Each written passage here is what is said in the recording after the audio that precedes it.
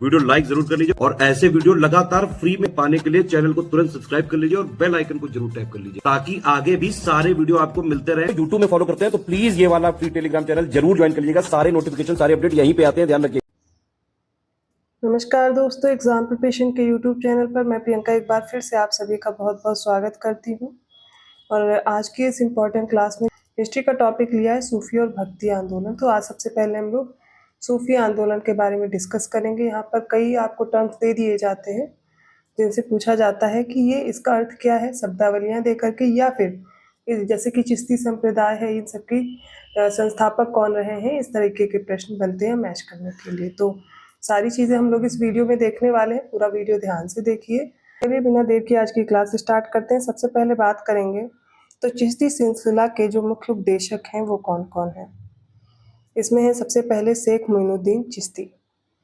तो इनका जो मृत्यु का वर्ष है वो दिया गया 1235 और इनकी जो दरगाह है ये याद रखिएगा, कई बार मैच करने को आती है, ये है अजमेर राजस्थान में।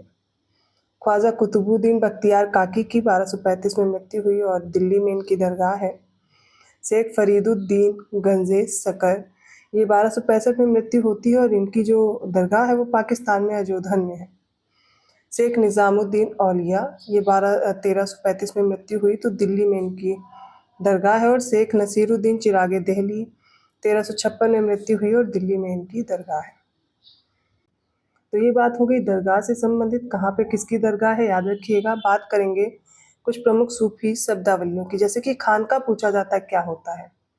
तो खानका क्या होता है, सूफी संतों का निवास स्थान है। बरकत क्या है, एक सूफी की आध्यात्मिक पवित्रता की बात की जाती है बरकत। वलायत इनका आध्यात्मिक क्षेत्र है। मशायख सूफी संत होते हैं।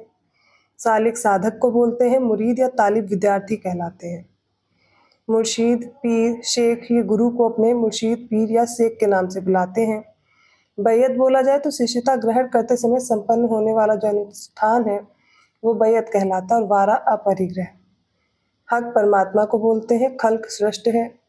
बास मतलब सृष्टि। सिलसिला का अर्थ है अंजीर, इसका शाब्दिक अर्थ होता है अंजीर या शेख और मुरीद के बीच एक निरंतर रिश्ते की द्योतक होती है। फिर खिरका है, ये खिरका क्या होता है, तो सूफी का अंगरखा या लबादा। खलीफा क्या है, तो सूफी का जो उत्तराधिकारी जिसे वह अपने कार्य को आगे बढ़ाने के लिए नियुक्त करता था उसको खलीफा कहा जाता था।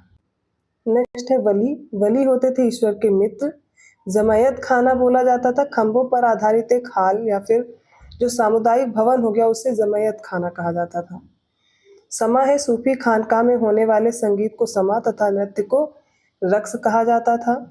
तर्के दुनिया, ये सांसारिक सुखों या भौतिकवादी मार्गों का परित्याग का कहलाता था तर्के दुनिया। जमाल, सूफियों ने ईश्वर को जमाल और संसार का हुस्न कहकर संबोधित किया। मेहदी क्या होते थे, मुस्लिम मसीहा को मेहदी कहा जाता था और ये निदेशित या पथ प्रदर्शित करते थे, इसलिए इनको ऐसा मसीहा या मेहदी कहते थे। दायरा क्या था, तो मेहदी लोग अपनी बस्तियों में रहते थे जिसे दायरा कहा जाता था। फुतू क्या है, बिन मांगी खैरात या अयाचित उपहार। जियारत सूफी संतों के दरगाह पर की जाने वाली धर्म यात्रा थी। आदाब उल सूफिया, यह सूफी आचरण संहिता। मजजूब, ये वे जो शरीयत की पूर्ण उपेक्षा करने वाले विख्यात थे तो उनको मजजूब बोलते थे। और मलफूज क्या थे, सूफी संतों के वार्तालाप। तो शब्दावलियों के बाद हम लोग देखेंगे सूफीवाद के विभिन्न सोपान कौन कौन से हैं। सबसे पहला है उबूदियत, यह मनुष्यत्व की अवस्था होती है जिसके अंतर्गत सालिक के सभी मानवीय गुण और अगुण विद्यमान होते हैं। शरीयत क्या है, तो यह सूफीवाद की द्वितीय अवस्था है। इस चरण में साधक शरीयत के अनुसार अपने जीवन को अनुशासित करेगा। नेक्स्ट है तरीकत, तो यह कुरान की रहस्यवादी और उदार व्याख्या की अवस्था जो कि साधक अपने पीर के माध्यम से ही जान पाता है। नेक्स्ट है मारिफत या वस्ल, इसे वास्तविक ज्ञान भी कहते हैं। इसके बाद आता है हकीकत, इस अवस्था के अंतर्गत सालिक को सात्विक ज्ञान की प्राप्ति होती है। नेक्स्ट है फना, या सूफी के अंदर सांसारिक प्रवृत्तियों के विनाश की अवस्था है। और बका क्या होता है, यह सूफीवाद की अंती अर्थात अंतिम अवस्था है जिसको हम लोग मोक्ष बोलते हैं। सूफी श्रेणियों में सूफियों की क्रमशः 3 मुख्यतः श्रेणी होती थी, जैसे कि पहली मुरीद थी, मुतवसित और आरिफ। तो सबसे पहले जो मुरीद था वो 9 दीक्षित शिष्य हुआ करता था। फिर मध्यम श्रेणी का सूफी जो अभी तक पूर्णतया ईश्वर में विलीन नहीं हो पाया उसे मुतवासित बोलते थे। और जो संपूर्ण रूप से सूफी हो गया उसे आरिफ बोलते थे। अब हम कुछ संप्रदाय देखेंगे, उनके संस्थापक और उससे संबंधित महत्वपूर्ण तथ्यों को। ये बहुत इंपॉर्टेंट लिस्ट है, ठीक है। तो सबसे पहले बात करेंगे चिश्ती संप्रदाय के संस्थापक कौन थे। तो ख्वाजा अबू अब्दाल, लेकिन भारत में इसके संस्थापक थे मोइनुद्दीन चिश्ती। इसका मुख्य केंद्र था अजमेर। ख्वाजा कुतुबुद्दीन बख्तियार काकी तथा बाबा फरीद इनके प्रमुख संत थे। निजामुद्दीन औलिया को महबूबे इलाही कहा गया। ये पूछा जाता है महबूबे इलाही किसको कहा गया था, प्रश्न बने हुए हैं, इसलिए याद रखिएगा इन तथ्यों को। निजामुद्दीन औलिया को। अमीर खुसरो भी इसी सिलसिले के अनुयायी थे, किसके, चिश्ती संप्रदाय। नेक्स्ट है सुरहावर्दी।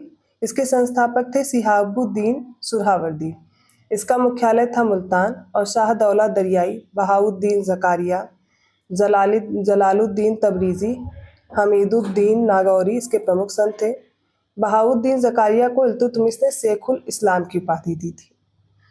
नेक्स्ट है कादरी संप्रदाय, और इसके जो संस्थापक थे वो थे अब्दुल कादिर जिलानी। भारत में इसकी शुरुआत मोहम्मद जिलानी ने की थी। शेख मीर मोहम्मद, मियाँ मीर मुल्तान, शाहब दक्षी, मूसा लाहौरी और अली रंगरेज कादरी इसके प्रमुख संत थे। देखिए थोड़ा गले में दिक्कत है और अगर कोई शब्द गलत हो जाए तो मैं उसको सही करने की कोशिश कर रही हूँ, तो आवाज़ में भी थोड़ा ऊपर नीचे आज थोड़ा एडजस्ट कर लीजिए, कोल्ड की वजह से ऐसा हो गया है। तो बाकी सारी क्लासेस आपको कैसी लग रही हैं, अपने सुझाव भी मुझे देते रहा कीजिए, तो मुझे थोड़ा मोटिवेशन मिलता है कि आप लोग को क्लासेस कैसी लग रही हैं।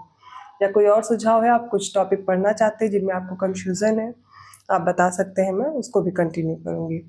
तब ये 30 टॉपिक हो जाएंगे, उसके बाद हम लोग नई सीरीज स्टार्ट करेंगे यूपीपीसीएस और आरओ के लिए।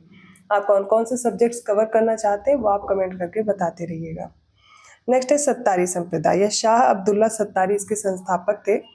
भारत में जो ग्वालियर क्षेत्र इसका मुख्य केंद्र था और मोहम्मद गौस ग्वालियरी इसके प्रमुख संत थे। तानसेन मोहम्मद गौस से ही प्रभावित था। फिर है फिरदौसी। इसके संस्थापक थे बदरुद्दीन। इसका मुख्य केंद्र बिहार था। शेख सरफुद्दीन याहिया मनेरी सुरहावर्दी सिलसिला की फिरदौसिया शाखा के प्रमुख संत थे। नेक्स्ट है नक्शबंदी। ये ख्वाजा बाकी बिल्ला इसके संस्थापक थे और शाह वलीउल्लाह और शेख अहमद सरहिंदी सिलसिले के प्रमुख संत थे। शेख अहमद सरहिंदी अकबर और जहांगीर के समकालीन थे। तो याद रखिएगा, शेख अहमद सरहिंदी अकबर और जहांगीर दोनों के समकालीन हुआ करते थे। अभी हम लोगों ने कुछ सूफी वो संप्रदाय पढ़े, उनके संस्थापक पढ़े। अभी हम लोग कुछ सिलसिला देखने वाले हैं, इनके संस्थापक और इनसे रिलेटेड जो महत्वपूर्ण जानकारी है। सबसे पहले देखिए चिश्ती सिलसिला। इसके जो संस्थापक थे ख्वाजा अबू अब्दाल थे। खुरासान अफगानिस्तान में एक जगह है जिसके नाम पर इस सिलसिले को चिश्ती कहा गया। इसकी उपशाखाएं भी थी, साबिर और निज़ामी। चिश्ती सिलसिले के 2 प्रमुख उप सिलसिले थे। यह भारत में संगठित होने वाला सबसे पुराना सूफी सिलसिला होने के साथ भारत का सर्वाधिक लोकप्रिय और उदार सिलसिला। इसी सिलसिले को इतिहासकारों ने मूलतः भारतीय माना है। दूसरा सिलसिला है सुरहावर्दी सिलसिला।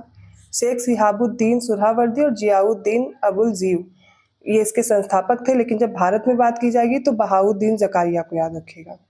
इसकी उपशाखा देखिए सत्तारिया और फिरदौसिया थी, ये उपशाखाएं थी, ठीक है। यह सिलसिला अमीरी में विश्वास करता था और इस सिलसिले में गद्दीन वीशी का वंशानुगत सिद्धांत देखने को मिलता है। नेक्स्ट है सत्तारिया सिलसिला। ये शेख अब्दुल्ला सत्तारी संस्थापक थे। सबसे महत्वपूर्ण सूफी इसमें जो हुए वो मोहम्मद गौस ग्वालियरी थे। पहली सत्तारी खानका अहमदाबाद में मोहम्मद गौस द्वारा स्थापित इस सिलसिले को मध्य एशिया में इस्किया और तुर्की में बिस्तामिया कहा जाता था। तैमूर संप्रदाय को ही भारत में सत्तारी कहा गया। अगला आता है कादिरी सिलसिला। ये बगदाद में मुहियुद्दीन कादिर जिलानी ने इसकी स्थापना करी। भारत में जो इसके संस्थापक थे वो शाह नियामतुल्लाह और मखदूम मोहम्मद जिलानी थे। इसका प्रमुख जो केंद्र था वो उच्च था। इस्लाम का सबसे पहला रहस्यवादी पंथ है और मध्य एशिया और अफ्रीका में इस्लाम का प्रचार करने का श्रेय इसी सिलसिले को प्राप्त है। नेक्स्ट है नक्शबंदी या फिर सिलसिलाए ख्वाजगान। तो ख्वाजा बहाउद्दीन भारत में संस्थापक थे। ख्वाजा बाकी बिल्ला, ठीक है। मुगल बादशाह बाबर और औरंगजेब नक्शबंदी सिलसिले के अनुयायी थे। बाबर उबैदुल्लाह हेरार का तथा औरंगजेब शेख मासूम का शिष्य था। आपको सूफी साहित्य भी देख लीजिए, इनके लेखक भी देखते चलेंगे। जैसे कि पहला साहित्य इंसान कामिल, ये अब्दुल करीम जिली थे इसके लेखक। अस्म उल असरार या खतायरुल कुद्स, ये ख्वाजा गैसुद्राज की थी। अवारिफुल मवारिफ, ये थी सहाबुद्दीन सुरहावर्दी की। किताबुल तवासीन याद रखिएगा मंसूर अल हज्जाज की है। इल्म उल किताब है मीर दर्द की। लवाई या तवाली उस रस्म सम्स माफ़ कीजिएगा शेख हमीदुद्दीन की है। सियारे मोहम्मदी ये मोहम्मद अली सामानी की है, इसमें गेसुद्राज के जीवन चरित्र का उल्लेख किया गया है। मकसदुल अक्सा ये अजीज़ इब्न मोहम्मद नायसी की है। नेक्स्ट है इसके बाद सियारे मोहम्मदी ये मोहम्मद अली सामानी की है, ये भी मैं बता चुकी हूँ। मकसदुल अक्सा भी हो चुकी है, अजीज़ इब्न मोहम्मद नायसी की। मंतिकुत तैर या तज़किरातुल औलिया ये फरीदुद्दीन अत्तार की है। और खैर उल मजलिस हमीद कलंदर की। इस पुस्तक में नासिरुद्दीन सिरागे देहलवी के वार्तालाप हैं, जिनका संकलन फिरोज तुगलक के शासनकाल में हुआ था। सियार उल औलिया ये है अमीर खुर्द की। योग कलंदर है सैयद मुर्तज़ा की। और सियार उल अरीफीन है जमालुद्दीन जमाली कनबोह की। तौहीद वजूदी ये नासिरुद्दीन महमूद चिरागे देहलवी की है, इनका जन्म अवध में हुआ था और ख्वाजा सैयद महमूद गेसुद्राज इनके शिष्य थे। तो अगली जो है वो फुसूस अल हिकाम है, फतूहाते मक्किया भी बोलते हैं, इब्न अरबी की। सूफी संप्रदाय में जो फना शब्द है इसका प्रयोग करते थे अबू यजीद ने। अकबर समर्थित वहदत उल वजूद की अवधारणा का अभिप्राय इस्लाम की शुद्धता था। ख्वाजा सैयद मोहम्मद गेसुद्राज ने दक्कन में चिश्तिया सिलसिला का प्रचार प्रसार किया था। महाभारत और रामायण का जो बंगाली अनुवाद है वो नुसरत शाह ने करवाया था, इंपॉर्टेंट है याद रखिएगा। सत्तारी सिलसिले में यौगिक क्रियाओं को अपनाया गया था। सैयद मुर्तज़ा ने योग कलंदर की उपाधि धारण की थी। 16वीं शताब्दी में भारत में रोशनिया आंदोलन की शुरुआत मियाँ वायजीद अंसारी ने की थी और भारत में महदवी आंदोलन की शुरुआत सैयद मोहम्मद जौनपुरी ने की थी। भेदाभेद सिद्धांत में निम्बकाचार्य विश्वास करते थे और सूफी संत संख नूर अल दीन ने इन्हें अपना आध्यात्मिक गुरु माना था।